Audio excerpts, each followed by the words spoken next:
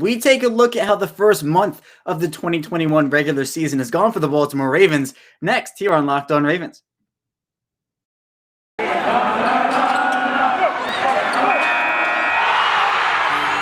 You are Locked On Ravens, your daily Baltimore Ravens podcast, part of the Locked On Podcast Network, your team every day.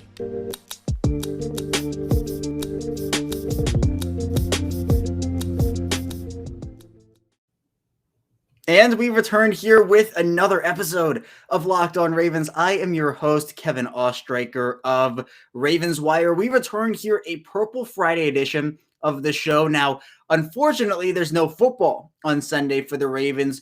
We do have to wait a day as the Ravens play on Monday night against the Indianapolis Colts, their third primetime matchup in their first 5 games. That's a pretty interesting tidbit. We'll get into that throughout the show here. But since there is not a game on Sunday, we're going to be moving the full game preview to Monday, or the actual day of the game. So here today, I came up with an idea for this episode, and with it marking, 1 month since the season did begin, we're through 4 weeks so far of this new 18-week season. Now there are 17 games in the fold. I thought it'd be a good idea just to go and just look back at how this first month has gone for the Ravens, because even before the year started, we'll even get into that a little bit.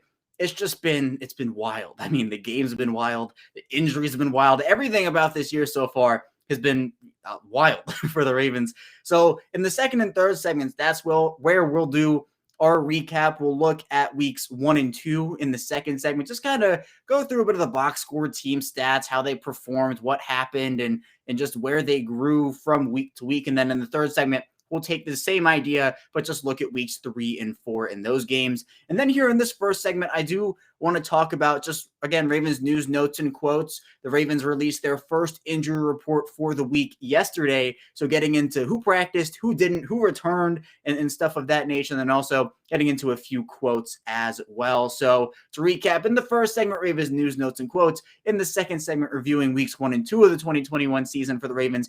And in the third segment, looking at weeks 3 and 4 of the 2021 season for the Ravens. So let's dive into the content. Before we do that, though, thank you for making Locked On Ravens your first listen of the day. Again, it's great to put out my opinions here.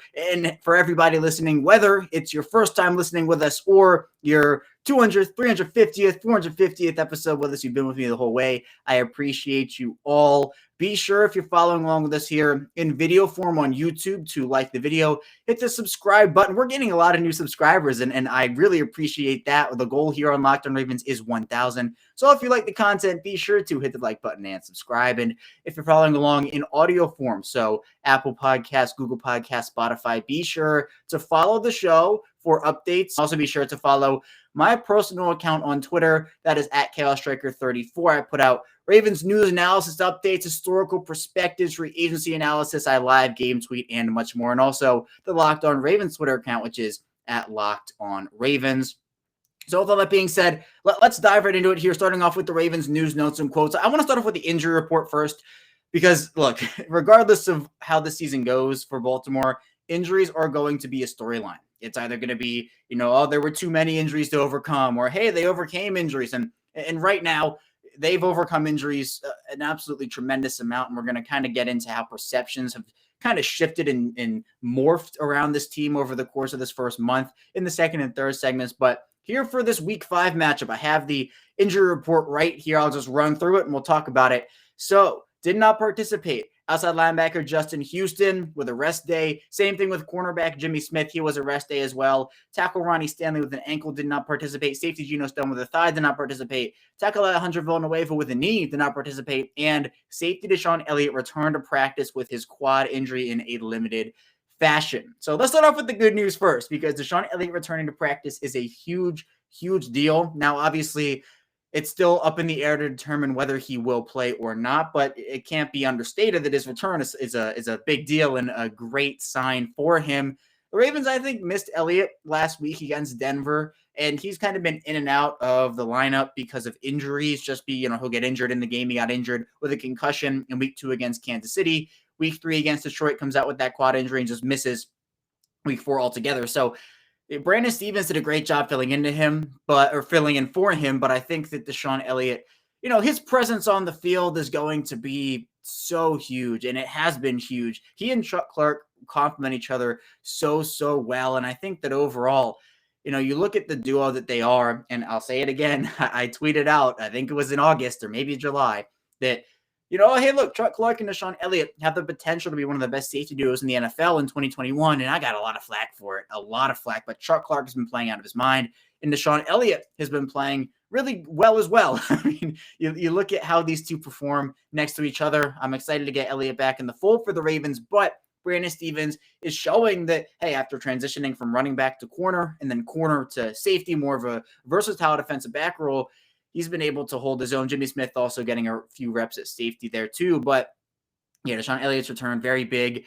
The two most concerning, definitely Ronnie Stanley and Alejandra Villanueva. I think people are just kind of in wait and see mode with Ronnie Stanley. To me, at least personally, I don't know if anybody else feels this way, but it's not overly shocking to see him not practice. Like it's terrible. Like, don't get me wrong. I want him to start to practice again, but I'm not like shocked when I see him not practicing on the injury report. Villanueva, John Harbaugh did go out of his way and say, hey, look, Alejandro Villanueva's knee injury, not serious. He doesn't think it's serious, but he didn't practice, and hopefully he'll be able to return today in some fashion, hopefully full, but limited also is a good sign for him.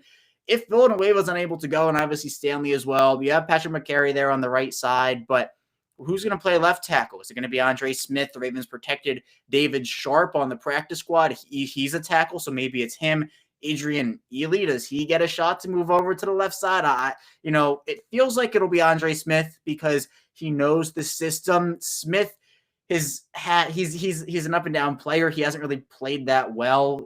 Spencer Schultz came on this show a couple months ago during training camp and said, look, Andre Smith just does not look good. So we'll see. Hopefully Villanueva is able to play. He has been up and down on the left side, but it's a lot better than what we saw in week 1 on the right side. So hopefully Villanueva will be able to play. Jimmy Smith, Justin Houston, not huge deals, just rest days. Those two should be good to go for week 5. Geno Stone, a new addition with his thigh injury there for this week. He did not participate. It actually, was reported that he and Tyree Phillips, guard Tyree Phillips, or I'll call him versatile offensive lineman Tyree Phillips, were running on an adjacent field. So maybe Tyree Phillips is closer to returning, and hopefully Stone will get back on the practice field as well. So there's the Ravens injury report. It's actually kind of a relief to not see it be like a laundry list, like 20 players long.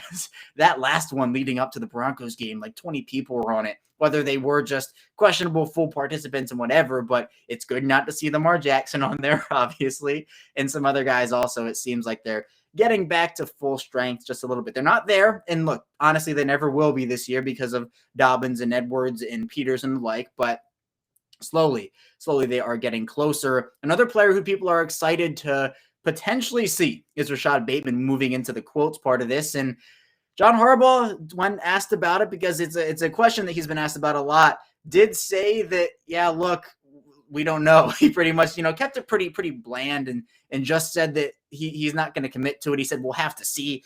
So, it's the same thing with Alejandro Villanueva, actually. He said about both Bateman and Villanueva. This one I'm 50-50 on. I was pretty confident he wasn't playing in Denver. He did not play in Denver. I would not be shocked if he was held out for another week. John Harbaugh pretty much said, look, he has to prove to us he can play in a game, and he's willing and able to play in the game. He's actually, he's up there. He's definitely ready. It's just a matter of him proving to the coaching staff that, hey, look, I am ready to go. Look, there are no setbacks, and I'm in game shape, and I'm ready. And especially the fact that he's a rookie, maybe we'll see Miles Boykin this week, but they hold Bateman out for another week just to get him back into game shape and get him ready. That could be something. I also wouldn't be shocked if he did play. I know a lot of people want him to play in this primetime game. So we'll see. I'd be excited, if I was Bateman to get on that field, and I'd be anxious, right? I'd be, all right, let me play. But we'll see if he actually is on the field. And another interesting note I do want to say here before we head into our first break, Lamar Jackson adds another talent to his resume. He's already uber talented on the football field, also off of it as well. Lamar Jackson has written a children's book. He announced it on his Instagram on Wednesday, and he's excited about it. When asked about it, the full quote here, he says, quote, it pretty much talks about dreaming, me wanting to be an NFL player. I dreamed about that since I was a little kid, and my dreams came to reality. That's pretty much what it's about, dreaming for the kids, end quote. And so look, children's books are so inspirational to a lot of different people. Jackson himself is so inspirational to a bunch of different people. Those two coming together, or those two ideas, people, whatever, coming together is a really good combination. I'm excited to see, what it's actually about. He did kind of say it in that quote there, but he's been dreaming his entire life. A lot of kids dream, all kids dream about what they want to be when they grow up. And children's books like Jackson's and like other people's as well, can give just whether it's one kid, 5 kids, however many kids, a push. I think that's Jackson's ultimate goal, is to impact as many people as he can, whether it is kids, adults, and this children's book will definitely help in communities everywhere. So it's exciting to hear that, to feel Jackson's passion for what he was writing about and his actual motive behind the book. So just a little tidbit there that I thought was very, very cool. We're going to head into our first break, though. When we get back, we're going to begin to talk about our 2021 first month review for the Baltimore Ravens, talking about weeks 1 and 2. So stay tuned for that. And we will be back soon. But we're back and better than ever. All eyes are on the gridiron as teams are back on for another football season. As always, BetOnline is your number one spot for all the pro and college football action this season. With a new updated site and interface, even more odds, props, and contests, BetOnline continues to be the number one source for everything football. Head to the website or use your mobile device to sign up today to receive your 50% welcome bonus on your first deposit. Don't forget to use our promo code LOCKEDON to receive your bonus. From football, basketball, boxing, right to your favorite Vegas casino games, don't wait to take advantage of all the amazing offers available for the 2021 season. BetOnline is the fastest and easiest way to bet on all your favorite sports. BetOnline, where the game starts. We return here, our second segment of this Purple Friday edition of Locked On Ravens. Kevin Oestreicher, your host, still hanging out with you here. And now we're going to dive into our 2021 first month review for this Baltimore Ravens team. It's been, again, such a crazy year so far. And it's just the nature of Baltimore Ravens football, right? All the emotions that this team can put so many different people through. It's crazy, right? But it's all worth it in the end, because this team is so inspirational, and they've been doing it for such a long time here, being such a resilient football team. I mean, before we dive into week 1, just that game in general, let's just talk about the injuries and what happened leading up to this year, because obviously the big 3 who went down were J.K. Dobbins, Gus Edwards, and Marcus Peters, all done for the year before the season starts, right before the season starts. They also lose Rashad Bateman, Jimmy Smith, a bunch of other guys as well, Derek Wolfe. They lost a lot of people, and it seemed like, literally for me at least, every single day it was another guy going down. It was, all right, who is it going to be today? All right, kind of walk into practice, like, almost stuff like that, where it can be kind of that, where a player is walking to practice and it can be like, all right, who's it going to be today? I don't know if that actually was the case, because these guys are really confident in their bodies, and injuries happen, right? Injuries, they happen in practice. They happen in preseason games. They happen in the regular season, playoff, Super Bowl, training, wherever injuries happen. I'm not placing blame on any one person, anything. Injuries just happen in the game of football. So those 3 guys go down, a bunch of others as well. But this wasn't like, at least going back to Dobbins, Peters, and Edwards, it wasn't like, all right, those guys go down, we're going to sign people throughout the month of August, and, this is early in the offseason, we can kind of work around it, train these new guys up, and we'll be fine. No, this happened like a week before the regular season started, a week and a half before the regular season started, not to mention Justice Hill also was a loss for the year, LJ Ford as well. So it's not like, all right, hey, we're going to just be all right, we're going to take it slow, train these guys, and by the time week 1 rolls around, it'll be good, and it'll be fine, and these guys will be comfortable with the playbook. It was, all right, we have a game in 6 days and 5 days. We have to sign like 3 people. And the Ravens, it wasn't just like, all right, 1 running back and like 1 linebacker and 1 wide. No, it was like 3 running backs. So they had to sign corners. They had to do this. They had to activate people, put people on IR. It was this whole mess. And the Ravens, they've been the unluckiest team in the NFL for injuries this year. All the teams deal with it. All teams have dealt with it. But you cannot change my mind that the Ravens have been the unluckiest team with injuries this year so far, especially just what they had to deal with. They signed Latavius Murray. They signed Devonta Freeman. They end up getting Le'Veon Bell on the practice squad as well. They have a lot of new pieces moving around. And then on top of that, they lose Tyree Phillips. Ronnie Stanley in week 1 is not himself. He can't really go. Chris Westry is lost to a torn meniscus for a bit of time. So the injuries just kind of keep piling on here. and it just was not great. But again, the resiliency, so many people's outlooks changed on just how good this Ravens team could be, what goals this Ravens team could achieve. It was suddenly going from, all right, we're getting into some Super Bowl talk here, to can they even make the playoffs? And I think that was a bit of an insult to a lot of people in the organization, because yes, obviously losing so many people to injury, right? That's a big deal. But I mean, to me at least, it'd be insulting if people all of a sudden were saying, hey, the Ravens lost this many guys and their roster suddenly goes from a Super Bowl contender to, hey, this team is picking in the top 12, top 10, which is sometimes like what I saw. And so I don't know, I would assume the Ravens organization, was a little bit insulted by that. I know I personally saw that and I'm like, what are we talking about here? So moving on to actually what started to happen. The Ravens in week 1, this is, again, a resilient bunch, but they could not pull out the win in week 1, 33-27. And I had talked about before the year that there were going to be some sloppy plays here and there, some sloppy football overall, because, looking at it, this team had a lot of new faces, not just because of injuries, but because you look at the offensive line with Kevin Zeitler and Villanueva and Bradley Bozeman moving over and a new left guard and Stanley coming back. The wide receivers, Sammy Watkins, Bateman if he wasn't injured. There are a bunch of moving pieces that, throughout the first week or two, it was expected to be a bit of sloppiness there. The offensive line, definitely one of those positions, but oh boy, I don't think a lot of people expected what we saw in week 1 for this Ravens offensive line. To put it very nicely, it was not a good performance. Not a good performance at all. Alejandra Villanueva on the right side had a terrible game. I think his Pro Football Focus pass blocking grade was like 13.4. That's abysmal. You can't sugarcoat that. It's not good. Ronnie Stanley just did not look like himself coming back from his ankle injury, and we've seen him sidelined ever since that game. So Lamar Jackson was under pressure for most of the night, really couldn't get a ton going. All things considered, did an okay job, ended up completing 19 to 30 passes, 235 yards, 1 touchdown, took 3 sacks in this game, but he also didn't do a great job holding on to the football. He fumbled the ball 3 times. He lost it twice.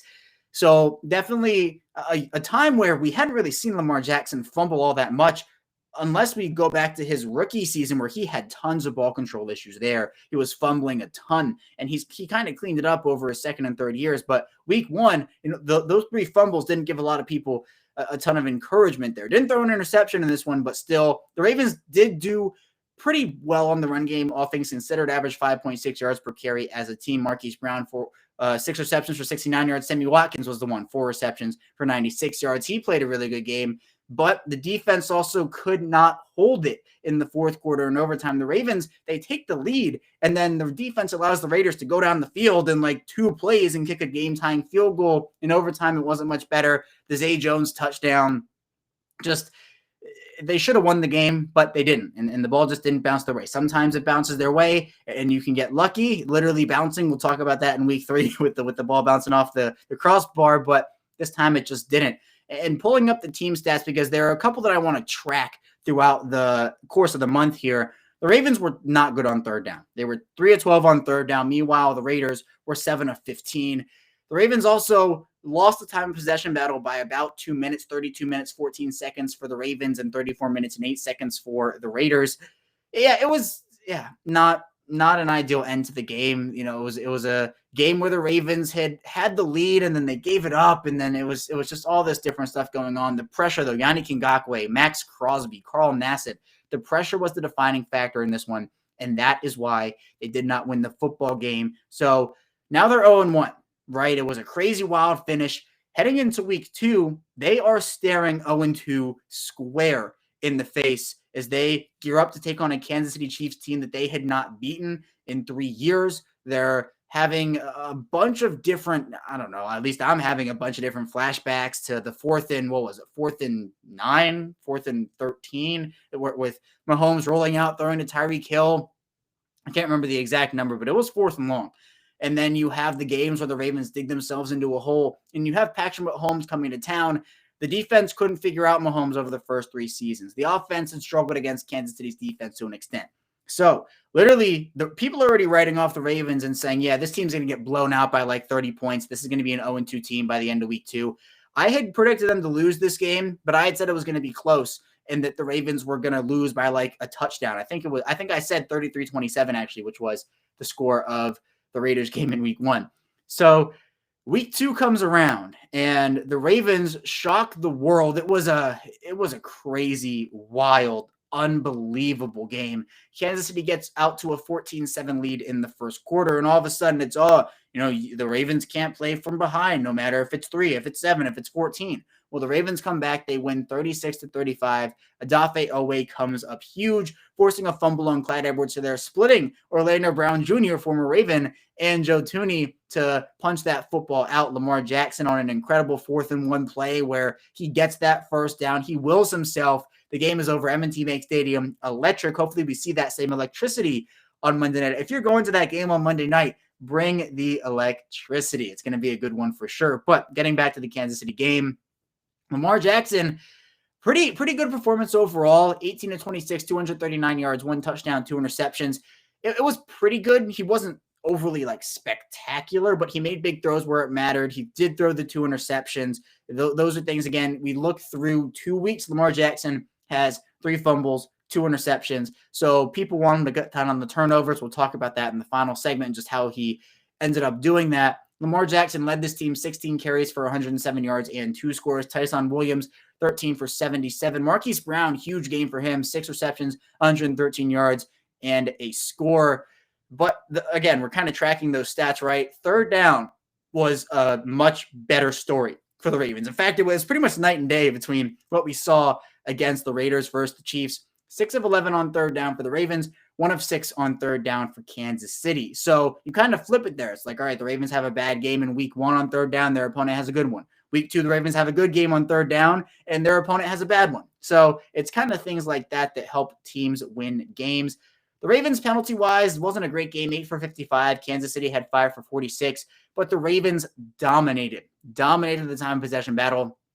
35 minutes, 59 seconds for the Ravens, and 24:01 for the Chiefs. So it's things like that where the Ravens, they bounce back in a huge way. Everybody had written them off, but they don't care, right? They don't care about what other people say. They believe in what they believe in. They're not going to let any other opinion from outside the organization or anything like that sway them in any one direction, right? They're building something. They have built something, and they believe in that product that they have built. So that moved them to 1-1 on the year. And it was a massive one. We might look back on the year and say that week 2 win against Kansas City was the biggest win of the regular season. It gave them momentum heading into week 3. We'll talk about what they did with that momentum when we get back, but they ended up doing so many good things in that game. There were definitely things to clean up on. The offensive line did have a much better performance. This was the first game of the Alejandra Villanueva, Patrick McCary pairing. Villanueva played great in this one. Villanueva played pretty good in this one on the left side. That's obviously his natural position, but it's, again, a matter of growth and a matter of improvement. And overall, this Ravens team has shown that. They definitely showed that throughout the first 2 weeks of the regular season, although they had a couple of crazy and wild finishes. But we're not done with those crazy and wild finishes. When we get back here in our final segment, we'll be diving into the recap of weeks 3 and 4 for the Ravens in this 2021 year. So stay tuned for that, and we will be back soon. But did you know that Built Bar has so many delicious flavors? They are one of the best tasting protein bars ever. They have coconut, raspberry, mint brownie, double chocolate, strawberry, orange, cookies and cream, and more. And not only are Built Bars the best tasting, but they are healthy as well. So order today. You can get raspberry, mint brownie, double chocolate, or whatever you like. So go to Built.com right now and use promo code LOCKED15 and you'll get 15% off of your order. Use promo code LOCKED15 for 15% off at Built.com. We return here, our final segment of this Purple Friday edition of Locked On Ravens. Kevin Oestreicher, your host, still hanging out with you here. We did talk about weeks 1 and 2 for our 2021 month recap, as we are through 1 month of the regular season here for the Ravens. But let's talk about weeks 3 and 4. Again, I mentioned before we did head into that second break that the Ravens had those 2 crazy and wild finishes, but they're not done. They're not done. Week 3 against Detroit. This is a game, whereas in week 2, everybody thought the Ravens were going to lose. Everybody thought the Ravens were going to win in week 3. Now, they did win. Spoiler alert. They ended up pulling out a 19-17 victory. It was not easy. This Detroit team was hungry for a win. They come into this one at 0-2. They want to win football games. This is a team that does have some talent. Dan Campbell, a new head coach there. Aaron Glenn, the defensive coordinator, he caused a bit of controversy, but we'll talk about that in a second here. The Ravens, again, 19-17. Lamar Jackson had a great game in this one of the best passing days of his career, in my opinion, but it was spoiled, unfortunately, by Marquise Brown. Jackson finished 16-31 for 287 yards, 1 touchdown, 1 interception, also had 7 carries for 58 yards on the ground. Took 4 sacks. The offensive line wasn't as sharp as they were against Kansas City, but the Marquise Brown drops were the story of this game. He dropped 3 touchdowns. 1 was deflected by a defensive back in the end zone. That's a bit of a harder catch to make, but Marquise Brown is trying to prove himself at this level that he can be one of the top receivers in this game. He has all the potential to do so, but those are catches that he has to make when looking at what the top receivers in the game, DeAndre Hopkins, DK Metcalf, whoever, right? Looking at the top receivers in the game, those guys are expected to make those catches. So even if the ball was slightly tipped by a defender making that catch hard, it did still glance off of Brown's hands. Now, the other 2 were just, they were inexcusable. You can't put it any other way. Lamar Jackson throws 2 dimes to Marquise Brown. Brown is wide open, just drops both of them. They're right in his hands, right in the breadbasket. He just drops them. And that left at least 2 touchdowns on the board because 2 of the drops, the 2 inexcusable ones, happened on the same possession. So it's like, all right, there's 1 drop touchdown. All right, dang, we'll get it the next time. The next time comes and it's, oh man, it happened again. So, Brown was in his own head. That's not the player that he is. And we'll talk about how he responded when we get into week 4. But that was the story because they couldn't put Detroit away early. Detroit's game plan here was to key in on the run and force Jackson to throw the ball and beat them with his arm. And, we all know the narrative that's been put out there. It's, all right, if you key in on the run game and you stop the run game, the Ravens can't beat you because, Lamar Jackson can't throw. And Well, look, Lamar Jackson beat the Lions. He got a little bit of help. We'll talk about that help in a second. But he was on pretty much all day. And people look at the box score. There is so much more to definitely looking at a player and if they're effective or ineffective in any certain game, in any certain season, than the pure box score stats. Oh, this is how many passing yards and this is the completion percentage. And no, there's a lot of things that happen on film that you can't see on the box score. There are a lot of advanced metrics that are not on the box score. So people said, national analysts were saying, oh, this was a terrible game from Lamar Jackson. He only completed 16-31 passes.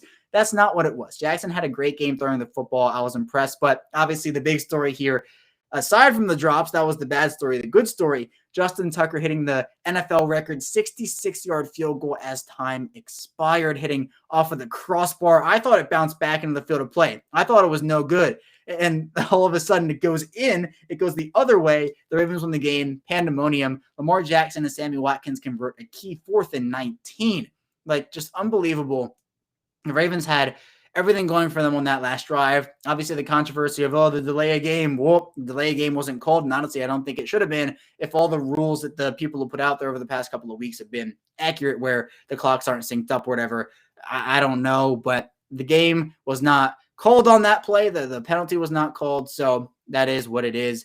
There, the Ravens pull out an impressive 19-17 win, although there were certainly things to clean up on. Missed tackles in this game were huge. Patrick Queen, Tyus Bowser, those guys, and a bunch of others too. I'm not just trying to shift blame on any 1 or 2 people, but missed tackles were a huge issue. The Ravens put on pads the next week in practice.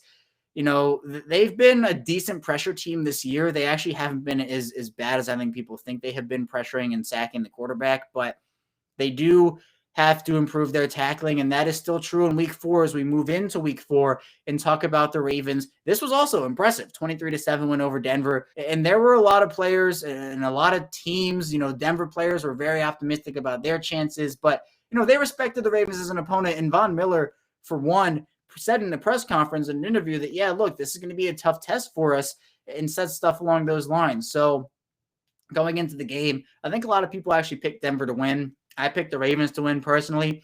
And this game in the first quarter was just sloppy football all around. It was nothing. The Broncos score early into the second quarter. But the Ravens, for the last 3 quarters, dominate this football game. They don't allow Denver to score after they go up 7-0. They score the last 23 points. Lamar Jackson, another great day. 22 of 37, 316 yards, 1 touchdown, no interceptions, also has 7 carries for 28 yards. 7 carries. It should have been 6 for 23, if you know what I'm talking about. But the Ravens got an extra play in there at the end, and they ran that thing. So Jackson finishes with 7 for 28. And again, another great day. Marquise Brown responds in a huge, huge way.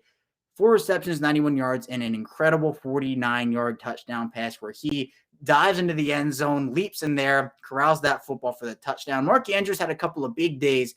Looking at what happened in Detroit, 5 for 109, and then also in Denver, 5 for 67. James Prochet sighting in this game as well. 5 receptions, 74 yards on 6 targets. The target distribution is what I really liked in this one. Lamar Jackson didn't just throw it to one player. 5 targets for Marquise Brown, 6 for Prochet, 8 for Andrews, 7 for Sammy Watkins, 6 for Devin Duvernay.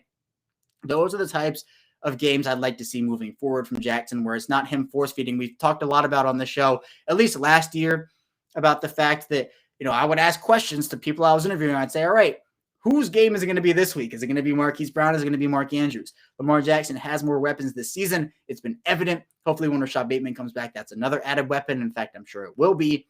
But it's not just Lamar Jackson having one guy have a huge game for him. It's now there are so many weapons spread across the entire offense that any guy can beat any defense. And that's such an exciting thing to think about heading into the next part of this season with the next part of it, which is Indianapolis against the Baltimore Ravens on Monday night. But the huge thing here, the defense played lights out. I mean, not in the first quarter. They still missed tackles. But in the second quarter, in the third quarter, in the fourth quarter, this team was getting pressure. They were covering receivers skin tight. They were doing everything really, really well. 5 sacks, 2 by Tyus Bowser, 1 from Justin Houston, 1 from Justin Madubuike, and also 1 from Odafe Owe. Man, Odafe Owe's been great this year. 2 sacks, putting that, no sacks at Penn State in his last year there to bed. So I think he's been great. He's been a great investment. Still has a lot of room to grow as well. The controversy, though, in this one, the Ravens, they're 5 yards short of tying. No, they're 3. They're 3. 97 yards. They have 97. They need 100 to tie the all-time record, the Pittsburgh Steelers, from 1974 to 1977. To tie that record for most 100-yard rushing games consecutively by an NFL franchise. The Broncos try to drive down the field and score. They're calling timeouts. They call 3 consecutive timeouts. Drew Lock, who was in for Teddy Bridgewater, who suffered a concussion on a hit by Owe, actually, he ends up throwing an interception to Anthony Averett, who also, shout out to Anthony Averett, who's been playing great this year. Shout out to Chuck Clark as well, who's been playing great. There are a lot of guys who have been playing well in that defense this year. Marlon Humphrey, but regardless, the Ravens, they get the ball back with 3 seconds left. Now, instead of kneeling the football, they decide to run a play to the left side, just a simple run with Lamar Jackson. Jackson gets the 5 yards and sits down in bounds, and that's the game. Now, the Broncos did not take lightly to that, or at least Vic Fangio, the Broncos head coach, didn't take lightly to that. There's a video from a Denver news outlet of Fangio slamming his headset down and Shelby Harris, cursing and all these other players, do whatever. And then the next day, Vic Fangio says, I expected it from them. It's BS. Like, they don't care about player safety. And it's like, what are you talking about? Like, what is going on here where that simple play, causes so much anger? And look, I get it. Look, there's an unwritten rule that says, look, if you have the ball and you're up and there's no way the other team can win the game, just kneel the football. But this was a different circumstance. Like John Harbaugh, Shannon Sharp said it best.